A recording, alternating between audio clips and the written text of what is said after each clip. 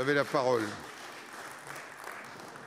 Merci Monsieur le Président, Madame la Ministre, mes chers collègues. En 2017, la France et l'Allemagne lançaient 2 projets ambitieux.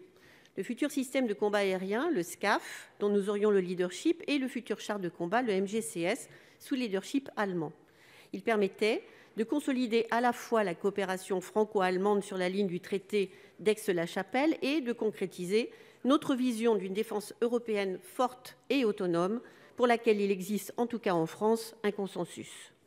Cependant, et je le dis sous le contrôle de mes collègues de la Commission des Affaires étrangères et de la Défense, nous observons depuis longtemps, lors de nombreuses rencontres avec les parlementaires allemands, que notre vision de l'autonomie stratégique européenne ne semble pas partagée outre-Rhin, ni par le Bundestag, ni d'ailleurs par la ministre de la Défense allemande.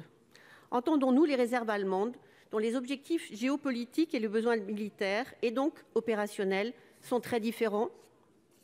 Pas vraiment, puisqu'il a fallu attendre la médiatisation d'une interview d'un de nos grands industriels, suivie de l'audition des présidents de Dassault Aviation et d'Airbus Defence and Space au Sénat, pour dévoiler au grand jour la situation de blocage dans laquelle nous nous trouvons. D'un côté, nous avons une France pour qui l'avenir est européen et donc franco-allemand, concept que nous étendons au secteur de la défense, et de l'autre, une Allemagne qui demeure profondément attachée aux liens transatlantiques et à l'OTAN. Ces projets industriels seraient-ils au service de l'affichage de l'entente parfaite avec l'Allemagne à laquelle nous aspirons tant?